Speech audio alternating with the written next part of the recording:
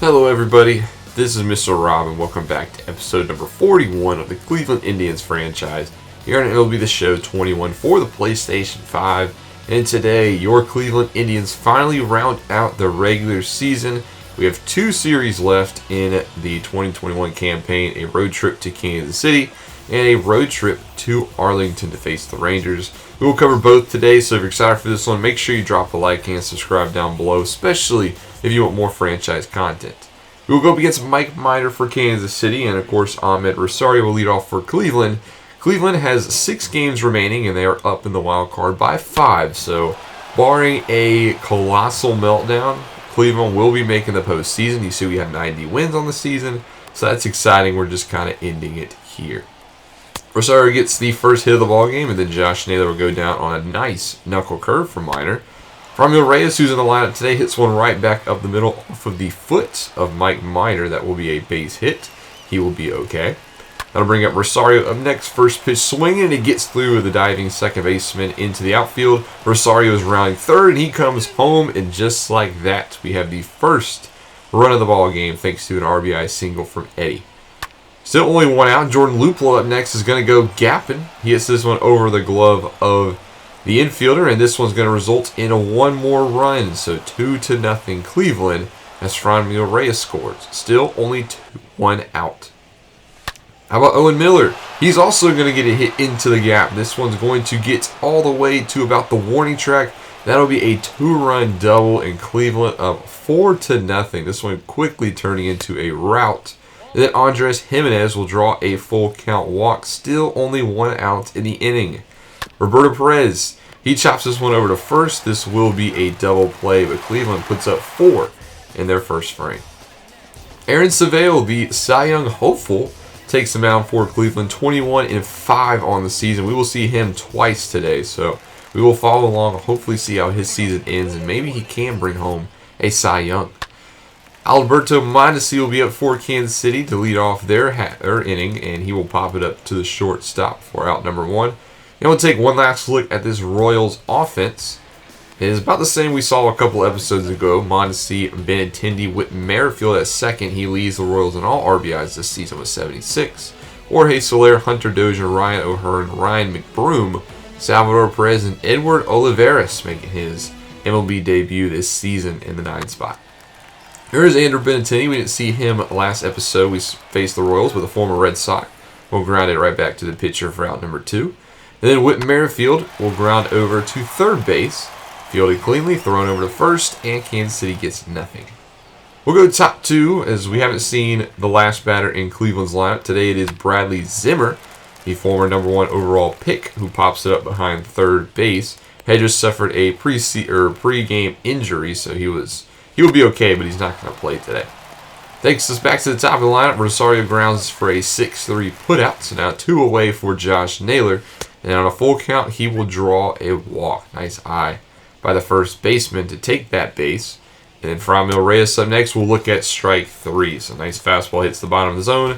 Cleveland gets nothing at the top of the second. We're going to go bottom 3 now. Salvador Perez at the plate. He quickly lines out to Luplow in right. How about Edward Olivares? First at bat this season is a strikeout. So that is the second out of the inning. Savale's first strikeout of the day. Now back to the top of the lineup. Mondesi right over to short. And just like that, inning over. Savale having another phenomenal appearance. Top 5 back to the top of our lineup as Ahmed Rosario hits a changeup that reaches the wall. And just like that, the 5th inning is started with the man who leads all the majors in doubles currently, as that was double number 40 on season. That would do it for Mike Minor. In comes another lefty in Chris Bubic. 3.53 ERA on the season through his 17 appearances. He'll be asked to go the long relief role, and his first batter, Naylor, on a green light 3-0. Will hit this one into the left field, and it will be an RBI single just like that. Cleveland pushes home another run. It is now 5-0, and then Reyes perfectly times the curveball. It hits it into left. So still nobody out, and Cleveland getting some more hits. Next batter up, Rosario. First pitch swinging into the right center gap. 1 run is going to come around. Francisco Reyes, he's going to get the green light around third, heading to the plate. Throw is not in time, and that's a 2 RBI double. 7-0 Indians. How about Luplow? Full counts. Nice fastball, but he pops up into deep center. Will that be enough to tag Eddie? He will go to third. Throw is not in time. It's close, but it's a tag to third. So now a base hit will bring him home, and Owen Miller is going to do just that. Another gapper into right center. Indians have lived there today. He's actually going to try for 3. Miller going to third. He's going to get in safely. Owen Miller with his first triple of the season, and it brings home another run. That'll do it for Chris Bubik. Doesn't even get out of the inning as Jesse Hahn will come in relief, the first righty we will see today. He's going up against Andres Jimenez to start. This is a fly ball to deep center, so that's going to be deep enough to tag, and Cleveland is now up 9-0. Another blowout in this episode. Still only 2 outs. Roberto Perez, he will ground over to short, so that will end the inning, but this one is getting out of reach, so we're going to hit all of the highlights here. Reyes now at the plate with 2 runners on, and we haven't seen this for a while. That's a home run for Franmil Reyes. Home run number 37 on the season, and that is RBIs number 98, 99, and 100. We haven't seen the hitting of the bicep, so it's good to see Franmil Reyes getting another home run. Hopefully that gets him on track again for October. So with 12 runs, we are not done as Eddie Rosario is going to put up number 13, a solo bomb to right. Once again, a no-doubter. 440 to right center, 28th of the season for Eddie Rosario. He's a free agent this offseason, so it's going to be very interesting to see what we can do. I'd like to keep Eddie, but with our financial flexibility, not sure if that's possible. So we'll enjoy him for our playoff run this year. And that'll finally be it for this game against Kansas City. We win 13-0. An absolute blowout. Aaron Savale pitched 6 strong innings of shutout ball. Another quality start for him. He gets win number 22 on the season. And Mike Minor gets the loss. He's now 10-13. Player of the game will go to Eddie with 3 for 5. Home run, a double, and a single. Just a triple shy of the cycle. So he'll actually win 7 innings. So with that win, you can see we have clinched a playoff appearance. It says we still have a chance at the division. Realistically, we do not. But Cleveland will go into the playoffs as a wild card. So there it is. Cleveland has officially clinched the postseason. Game 2, we do drop to Kansas City. This time we got blown out 7-1 as McKenzie did not have a good game. But in Game 3, we do bounce back 8-4 as we have a come-from-behind rally in the 9th, putting up a 5 spot to take the lead. A blown save from Kansas City, and we move to 92-67. So in the second half of this episode, we're going to take on the Texas Rangers, but I wanted to play the last game of the season. So we're just going to simulate these first 2. Texas wins the first one in a low-scoring 2-0 as White's 2-run homer was the offense for Texas and the whole offense today. Then in Game 2, we win 3-1. So a nice solid pitching performance again by Cleveland. Specifically, we got it from Shane Bieber. So going into the last game, we are 93-68. Texas is 65-96. We'll see Aaron Savale again as we go to beautiful Globe Life Field, the newest ballpark in Major League Baseball. See if we can go into the postseason with a win and take another series. On the mound for Texas will be Hyung Jong Yang, making his 32nd start of the season, 6-14 with a 4.80 ERA as another lefty will face this Cleveland lineup. Ahmed starts us off with a hit into the left center gap, and that one will be cut off, but Rosario's got some speed, and he'll have once again a double for his season. That was now double number 42. So runner on second, Josh Naylor, first pitch swinging. He hits it deep to right. I assume that will be deep for Rosario. However, Gallo does have an arm, and he almost throws him out at third base. Good attempt, but Rosario does make it safely. Here's a look at Cleveland's lineup today. Franmil Reyes will be in center, followed by A. Rosario, Jordan Luplow. Brian Rocchio is at short today, followed by Jimenez at second. Perez and Hedges will round out the lineup. So Franmil Reyes takes to the plate, 1-2 to Reyes, and he strikes out on a nice curveball. So now we need a base hit to bring home Ahmed. Can we get one from Eddie? 1-2, nope, he gets chasing the high fastball, and Cleveland gets nothing. So nice settle down by Yang. Aaron Savale going for win number 23 on the season. If he does get this win, then he has led all of the American League, and I think all of baseball, with wins on the season. So Seville is pitching for something today. Isaiah Kiner-Falefa will lead off for Texas. He will draw a walk, so that'll bring up Brock Holt. But Kiner-Falefa is trying to take second, but he's gunned down by Perez. Not a good choice for Isaiah. And then Brock Holt, to finish up the at-bats, will ground over to third. And Cleveland now has 2 down as we take a look at Texas' lineup. Up next, you will see Nick Solak, followed by the powerful but streaky Joey Gallo, Nate Lowe, David Dahl in left, Ronald Guzman at DH, Jonah Helm at catcher, and Leota Tavares is manning at center field. 91 stolen bases on the season for Texas. That is towards the bottom in the American League. We've already seen them fail once. And that'll end the inning as Solak goes down on a swinging strike. So we're going to go top 3 now, where Ahmed's back at the plate, and he will pop up to Joey Gallo for the first out. Josh Naylor's turn, 2-0 to Naylor, and he hits one right back up the middle. That will be a 1-out base hit as he reaches aboard for Franmil Reyes. 0-2 to Reyes. Gets an inside slider, and he pops it up high to center field. Tavares has that one for out number 2, and Rosario will stay at first. How about Eddie's turn? First pitch swinging Eddie, and he hits this one into the left center gap. It's going to get down. It's going to be cut off. Ahmed's trying to go to third, and he does safely. So now 2 outs, runners on the corner for Luplow. Full count, and he perfectly hits it into the outfield. It was also a runner going because of the full count. And Eddie's going to go all the way from first to home and make it safely. So a 2 RBI single for Jordan Luplow is the first runs of the ballgame. 2-0 Cleveland. And then Brian Rocchio up next, who turns on inside fastball, just dies out and left. But Cleveland is up now. We'll go bottom third with Texas to see how they have any kind of answer. Leota Tavares will lead off for the Rangers, and he will ground out to make the first out of the inning. And that'll take us back to the top of the lineup.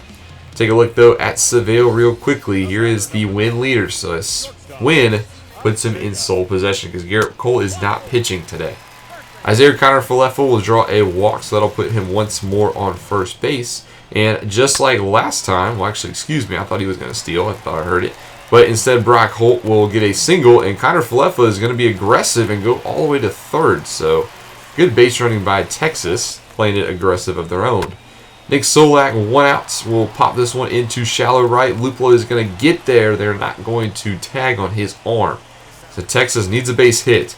It's Joey Gallo, and he goes down swinging on the inside slider. Seville gets out of the third. Still no runs given up today. Top 5, Ahmed Rosario perfectly times the slider, hits it off of the bottom of the wall.